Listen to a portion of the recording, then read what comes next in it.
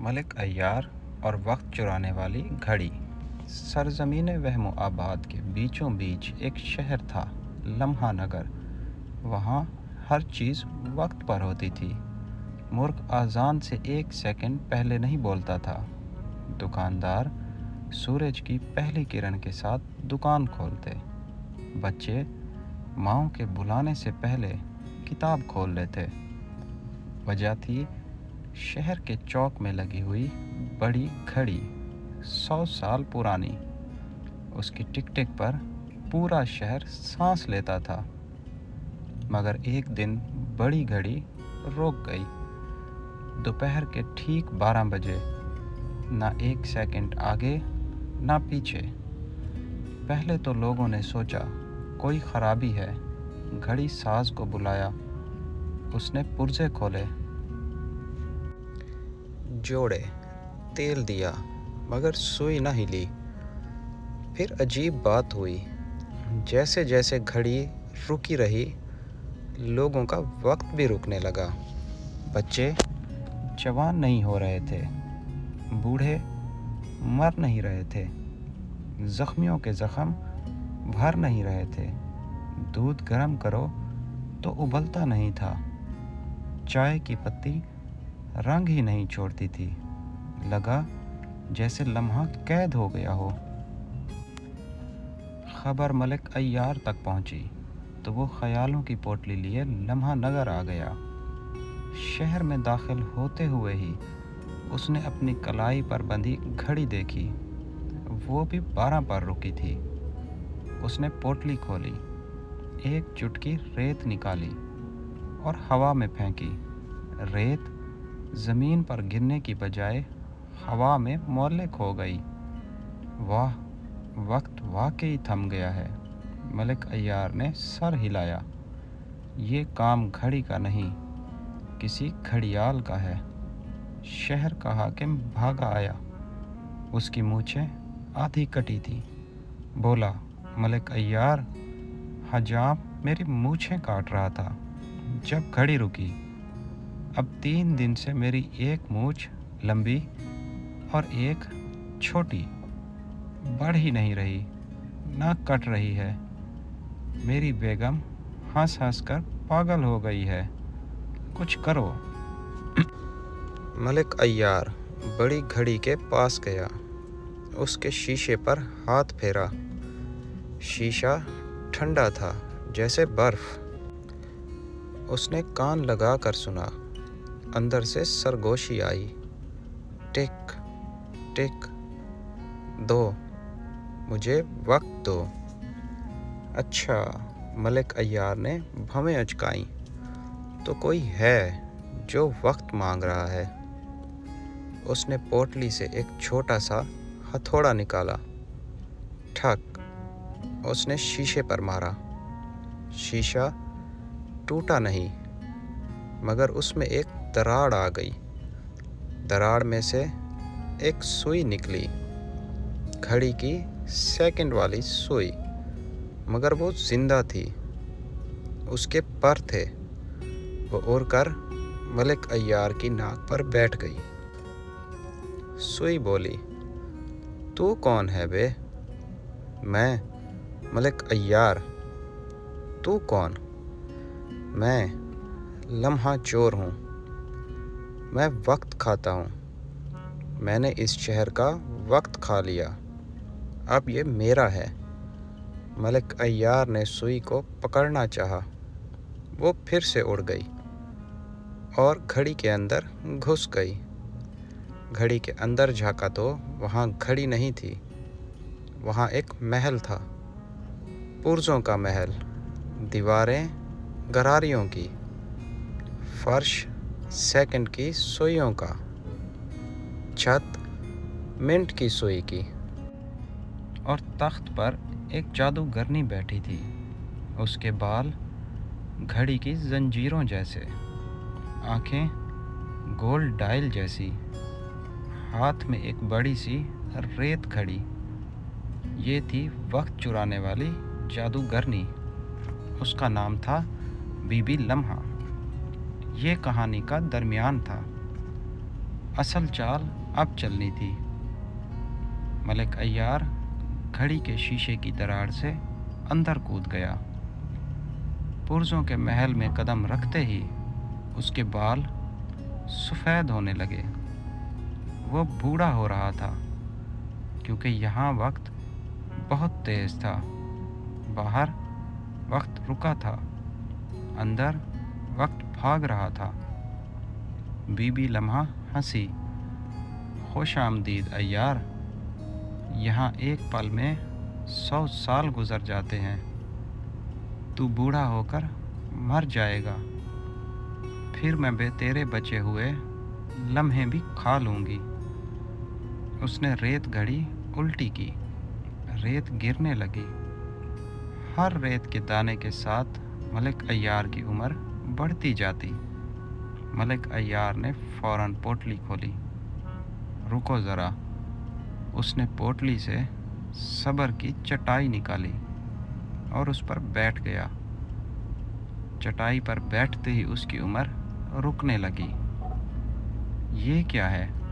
Be be لمحہ چلائی۔ یہ صبر ہے، ملک عیار نے کہا۔ صبر میں وقت تھم جاتا ہے۔ تمہاری ریت گھڑی میرے صبر کے آگے بے بس ہے۔ بی بی لمحہ نے ریت گھڑی زور سے ہلائی۔ ریت تیزی سے گرنے لگی، مگر ملک عیار کے بال کالے ہونے لگے۔ وہ جوان ہو رہا تھا۔ یہ کیسے؟ جادوگرنی گھبرائی، کیونکہ صبر کا الٹا شکر ہے۔ ملک عیار نے کہا، میں شکر کر رہا ہوں کہ میں زندہ ہوں۔ شکر میں عمر بڑھتی نہیں، برکت بڑھتی ہے۔ بی بی لمحہ نے ریت گھڑی پٹخ دی۔ چالاک ہو، مگر تم لمحہ نگر کا وقت واپس نہیں لے جا سکتے۔ میں نے اسے وقت کی صراحی میں بند کر دیا ہے۔ اس نے تخت کے نیچے سے ایک صراحی نکالی۔ صراحی کے اندر ٹک ٹک ہو رہی تھی۔ وہی لمحہ نگر کا وقت تھا۔ تو اسے واپس کر دے، ملک عیار نے کہا۔ کیوں کروں؟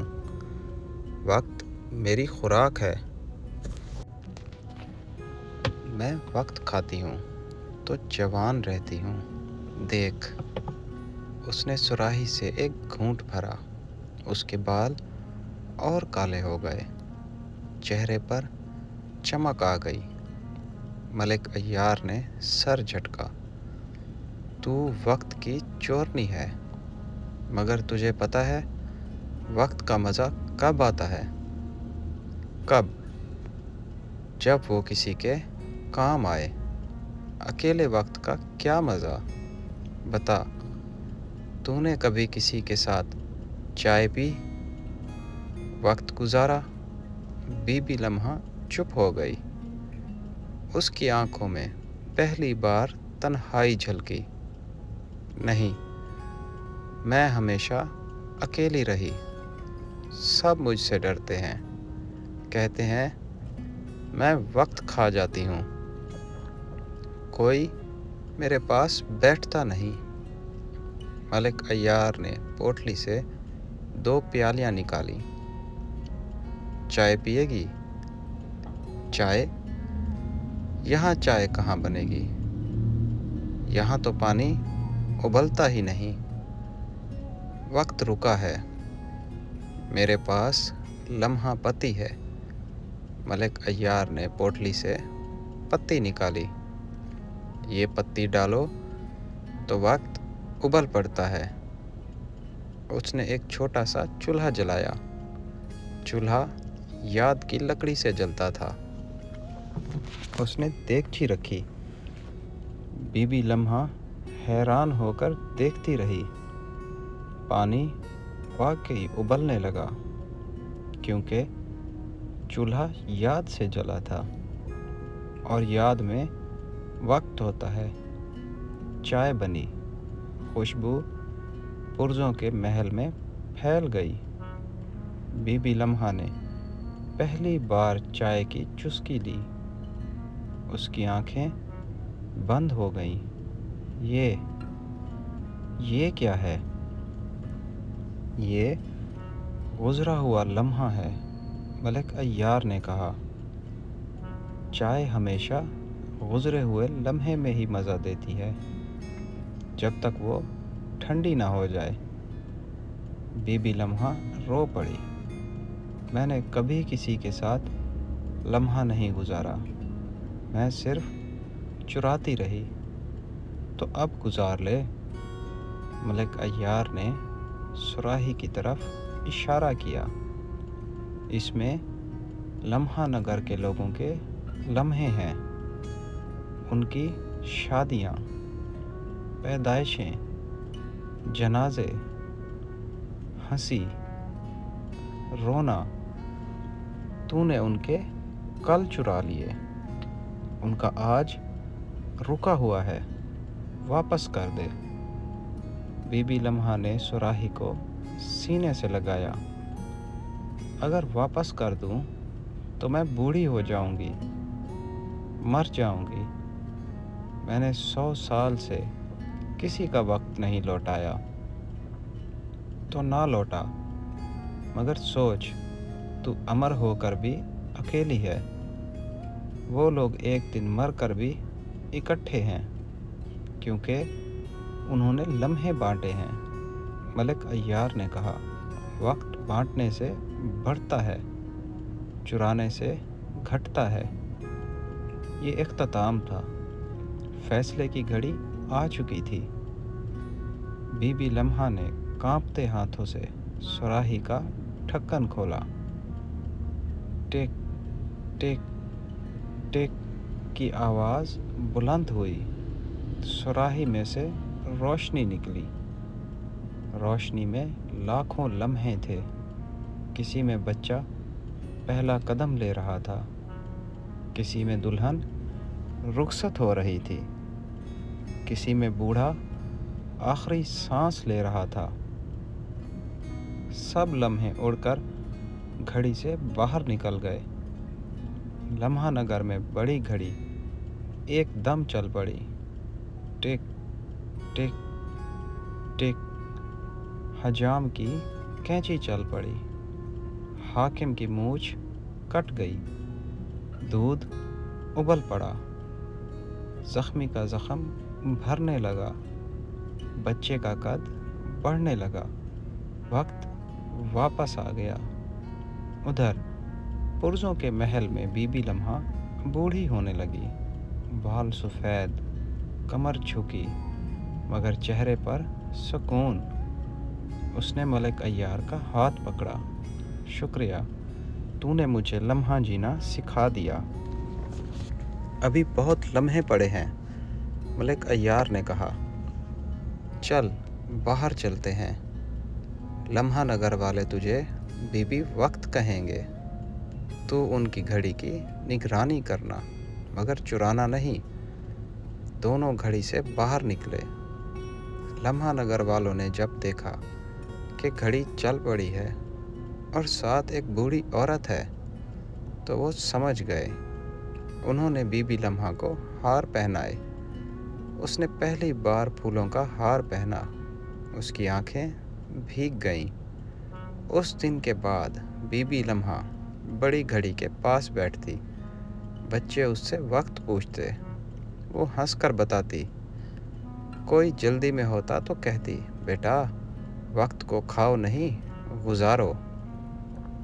اور ملک عیار، اس نے پوٹلی سے ایک نئی گھڑی نکالی، کلائی پر باندھی۔